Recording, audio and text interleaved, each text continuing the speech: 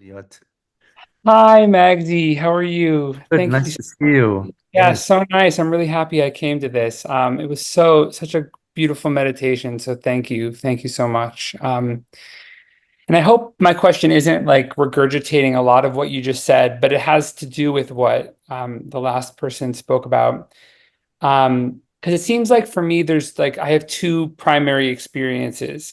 One is I'm just living my life happily, and in that experience, I mean, I don't know this until I look back on it, but there's no sense of separation, and it's just the flow. And then in this moment too, I don't know what I am, so that it's clear to me that I have no evidence of any sort of attribute to what I am. Like what I am is just undefined.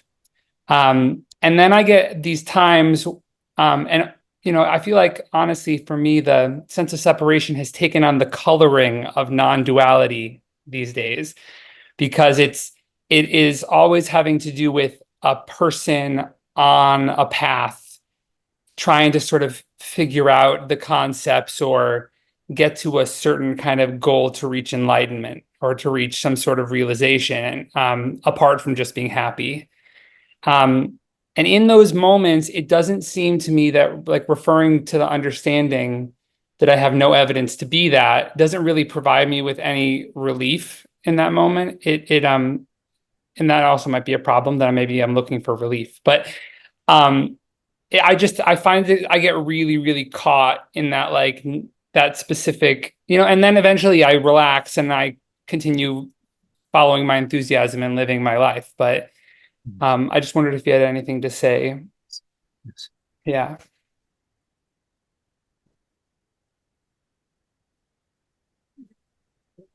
You know, because on our path, our path takes many years.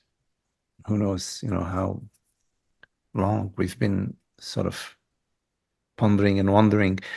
At some point, we develop a persona, like a persona of a spiritual student, a student on the path, somebody who's seeking, somebody who's trying to understand things. And at some point also that we come upon non-duality, then we become a non-dualist. We're a non-duality student. We belong to that camp, etc.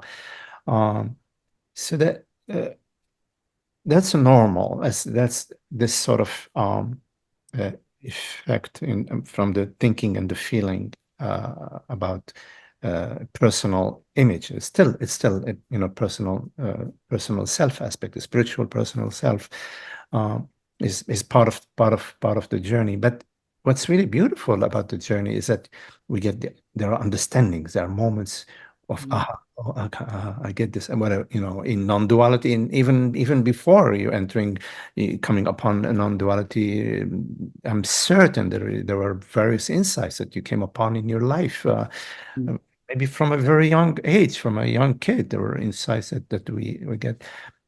So at some point, these insights they lead to the experience that you just shared with me, where you you're living your life, all is well, and even after the fact, you think, oh well, I've been happy, or I'm happy. And that's okay. I mean, most of the time I don't even have that second thoughts that I'm happy, but as similarly to you, I'm just living my life, and all Mhm. is well, dealing with things. There is this that needs to be done, that needs to be done. There isn't psychological stuff or personal issues, or I'm not trying to get somewhere. Mhm. So I think what you're referring to is just sort of an echo, a remnant, an old echo of that accumulated over time in the body mind as a spiritual persona, that, trying to get somewhere. Uh, but that flies in the face of your life, which seems, as you spoke about it, a life which is all is well. You're engaging, you're dealing with whatever responsible way you can, whichever way you can, with various situations, and deep down there isn't an inner struggle. So what I would uh, what I would invite myself to do is um, to to also let go of this remaining image of Mm, spiritual student or non-dualist, or mm, because all of that serves its purpose. Once these methodologies serve their purpose, that's it. You don't need to carry them along.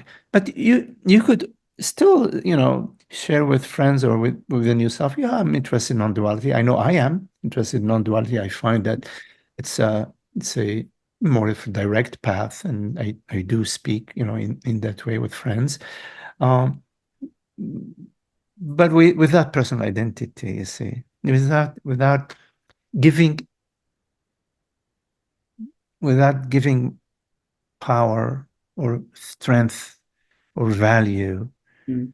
to these thoughts and images, because I know that I am you and you are me, that we're the same freaking whatever you call it, same whatever oneness or Yeah. whatever it is. Yeah.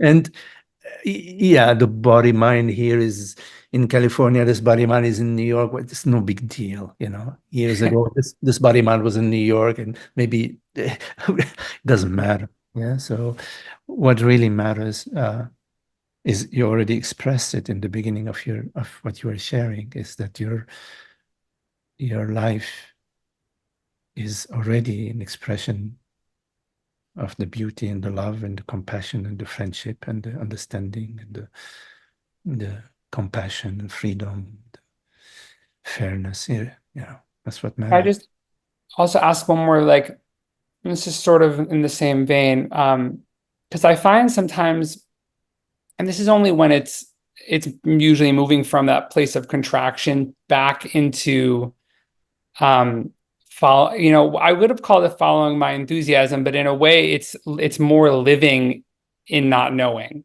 to take the next step with really not knowing what's next. um and because before it was sort of, I think I put it just this more generalized label on it, and now it really feels like, okay, like I'm moving into, like I'm taking the next step off the cliff, not knowing if there's another rock Mhm. next. And so I wondered if you could talk about like trust in that, Yes. trusting either myself or life, or yeah, if there's anything that comes.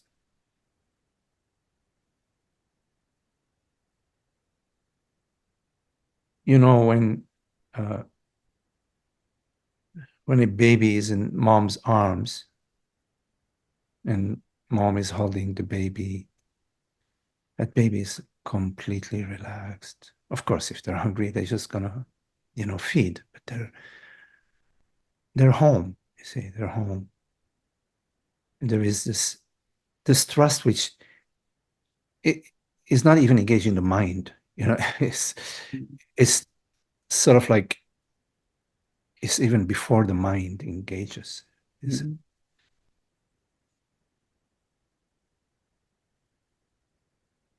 you know every moment there is inhalation and exhalation, and it's magical. I mean, okay, we say, oh well, yeah, right, big deal, but no, it's not a. It is magical. There is awareness, and it's so magical. It's a huge thing. Of course, the mind says, "Oh, well, what really matters is what am I going to have for dinner?" Fine, that's important too. Okay, I got it. But Mhm. so I think the more we relax in awareness, as awareness, Mhm. the trust is there. There's not nothing more you need to do, uh, Mhm. because all is well as awareness. There's no now. In terms of not knowing, of course, there is like the aspect of the mind aspect, which needs to plan and to know and so on, for the body mind, for the survival, the well-being of the organism. Fine, that aside, uh, that aside, every moment is the Big Bang, as a way of speaking. Every moment is blooming freshly, is arising freshly. And because we have an understanding about love and beauty and friendship and compassion, that is there, because that understanding in every moment there is the potential for the expression, the manifestation, the of love and and friendship and caring, whichever form it takes. We don't know, because every moment is different, you see. And uh, sometimes just, or maybe most often, just resting as being, resting as presence in the midst of activity, just sort of, there is an inner quality of inner restfulness in a way, although there is activity at the mind level, maybe cooking dinner or whatever, we're planning something, all is well at that level. There is a level of all is well, which is at the level of our being, of our knowing ourselves as this formless presence. And that's where the mind rests. The mind rests. And the resting of the mind in its source, one could refer to that as this not knowing, being not knowing. I like to use the term being not knowing, not just not knowing by itself. I associate being as awareness or reality with not knowing, because the reality is not in time, and knowing requires time. It's like what was before, what's next. But not knowing is eternal, it's the eternity of being. So it's not, it's a freedom from time. And it's like diving in the ocean and realizing that, heck, I'm the ocean. I mean, it's like it's not really that I'm diving. I am the ocean. So diving into oneself. Mm. Um, I think that this inner tranquility and this inner relaxation, which sort of sinks the mind into consciousness, into the heart, into being, it's a natural byproduct of our understanding. It's not like something we do. Mm. It's something that sort of we realize, oh wow, that's what's going on. Mm. How did it happen? I don't know, but I find myself in, yeah, there is presence being, but truly not knowing. And truly not knowing is I think that you're quite aware of that, but it's not an emptiness. It's an empty fullness. It's a Mhm. emptiness or an empty fullness, because in this not knowing there is an emptiness, but it's full of love, full of awareness. That's a question actually I would love to clarify and ask. Because for me, the when I go to I would you say that it's full because it is actually it's what we are, so it's not empty of an identity.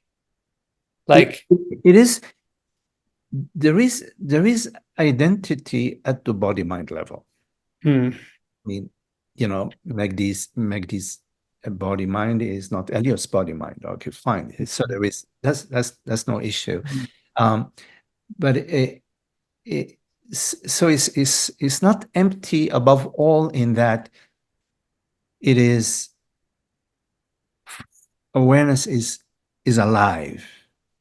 It's alive, not meaning it's in life, meaning hmm, it the infinite creative potential.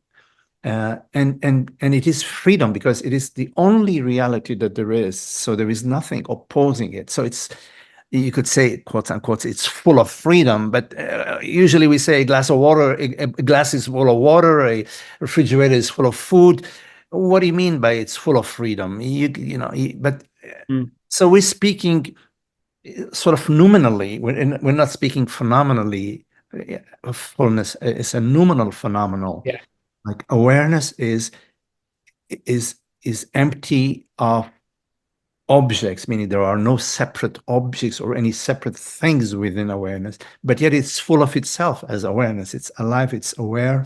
And the proof is in the pudding. Here we are. There is this understanding, this communication, this understanding, which is awareness to awareness, awareness demonstrating a little teeny tiny sliver of its creative potential, which is that it can communicate in speaking English, Magdi, and via body mind, Magdi, body mind, Elliot, and there is understanding, or there is something being shared. Yeah. So, but it's empty in that it's empty of separation, empty of objects, empty of something which begins and ends. So, and yet you can say, well, okay, well, the body mind Magdi and the body mind Elliot begin and end. Yes, seemingly they begin and end. The body mind Elliot and the body mind Magdi seemingly begin and end. But in fact, the body mind Magdi and the body mind Elliot are in interaction with the totality. They're like, you could say scientifically, there are no separate things. You know, it's an interactive field, which science is still exploring it, but there isn't like this object separate from that object. There is an interaction at that level. But more profoundly than that, if you take the dream analogy, and in the dream analogy, you may be dreaming there are 5 people walking in the field, and there are 5 different people, 3 women, 2 men, and different ages, whatever. And they seem to be, you know, to have separate aspects to them, separate forms to them, separate reality to them. Yes, that is true at that level. But in fact, when you awaken, you realize that was your dream, then you realize that all these 5 people, including the field, including whatever else was going on in your dream, were made out of one substance, which is the dreamer's mind, right? So that's why I say seemingly there is a separate body mind, Magdi, a separate body mind, Elliot. Within the realm of consciousness, there are no separation, but seemingly in the dream, there is a separate form. So the emptiness aspect is pointing directly to that these separate forms are seemingly separate, but not really separate. So form is emptiness, right? And in the Heart Sutra, is it the Heart? One of the Buddhist sutra, form is emptiness, emptiness is form. Referring to form is emptiness is referring to the emptiness aspect. But then it says also that emptiness is form. Well, that's not how I define the fullness. I would say that the emptiness, not the emptiness is form, but the emptiness is love. And that's the fullness. So nice. Thank you so much, Magdi. Yes, nice to see you, man. Okay.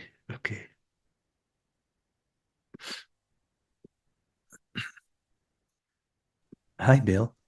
Hi, Magdi. Hi, Elliot. Elliot, your question, particularly the part about can I trust it, or where do I find this trust in what we're discussing, this ease of being, is I find it very pertinent to me as well. And I just wanted to say that I've become a very there's a book about a fellow who gets what we're talking about at a deep level, and he made it his direction to surrender. And it's an extraordinary story. It details how he went about this and the results of it. It's a guy by the name of Michael Singer, and he wrote a book called The Surrender Experiment.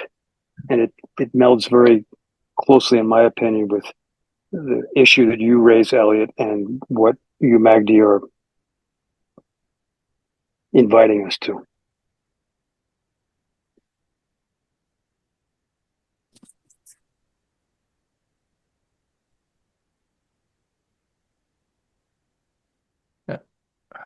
In terms of trust, let's see.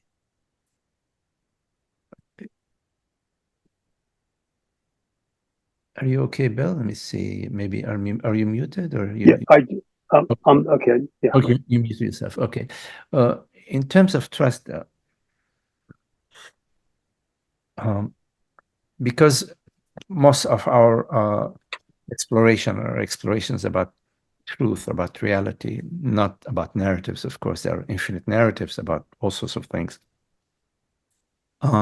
So it makes sense if you want to trust something, okay, to trust not a particular narrative, but to trust whatever truth, whatever is real, whatever is true, whatever that is, right? So let's start with, okay, well, we agree that it makes sense if we're interested in trusting, okay, to trust truth or reality. And truth or reality means consciousness awareness, right? We don't need to cover this ground again now, but just making a big jump. So it makes sense to trust consciousness awareness, meaning to trust that which is formless in our experience, that which doesn't come and go in our experience, that which is unborn in our experience, that which is not personal in our experience, which is awareness, consciousness, right? Okay. So putting that aside, the next question is, who is it that is doing the trusting? Okay, fine. So let's say there is somebody doing the trusting. And because we're, again, interested in truth and reality, and we're not interested in narratives, I would go for whatever it is that is asking for the trust, as long as that which is asking for the trust is real. Because if there is an illusory entity asking to trust something, then their request is illusory request, and the trust that they're asking for would be illusory because at the root is illusion. Now, so which leads us to, okay, it makes sense to address the question of trust as long as the question, who is it that is trusting, whatever that who or what is real. So the only thing that we know that is real is consciousness, which brings us to, oh, so therefore it is consciousness, which is real, which is asking a question about trusting reality. Consciousness is asking a question about trusting consciousness. Otherwise, we are into narratives. And I'm not interested in narratives. I'm interested in truth. So truth is asking the question, how do I trust truth? Well, you already are that. So the question is moot. If you contemplate it, looking at it, it's a moot question.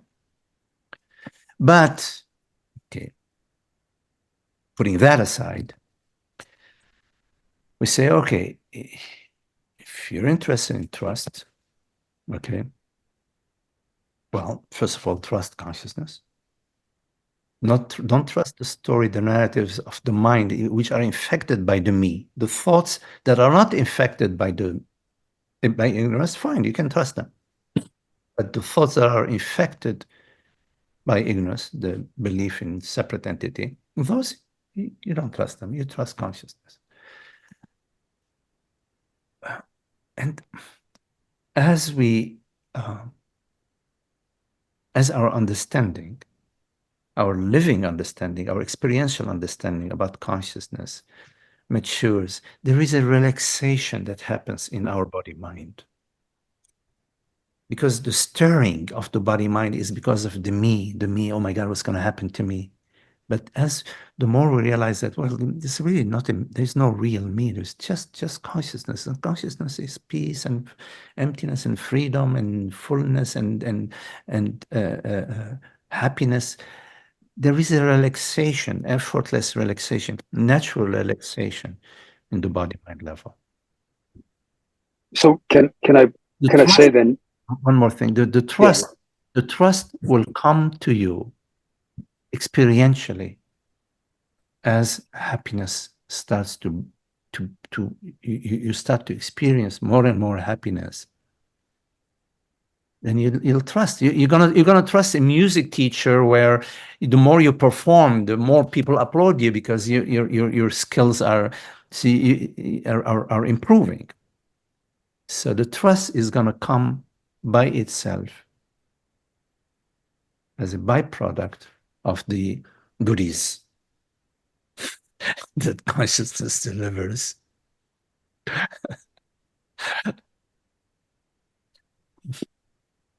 We love the goodies. So Magdi, my appreciation for your caution on that thing is that there's the polarity of trusting versus not trusting, right? And what we're talking about though transcends that polarity. It's not like I'm going to trust. It's simply that distrust drops away. It's no longer trusting in distrust. Like, oh, I got to keep my guard up. Right. You know? Yes, I think it's well said. The distrust falls away with the distrustful one. As the distrustful one is falling away, the distrust will fall away. Yes, I think that's a good. And to the extent that that occurs, let's say, like you just said, there's a tremendous ease in that. It's a Yes. Not having to trust oneself instead of just what is. Yes, and life, meaning the universe, consciousness, will present you with various opportunities to relax, let go, and trust. And at a profound level, it's very beautiful. But sometimes at the mind level, it may seem a little challenging or scary. Thank you. That's okay. Consciousness always wins.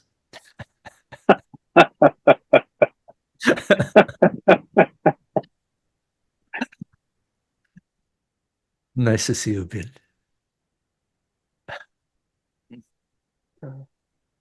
Mm.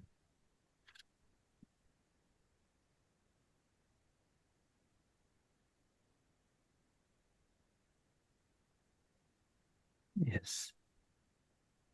Okay. Well,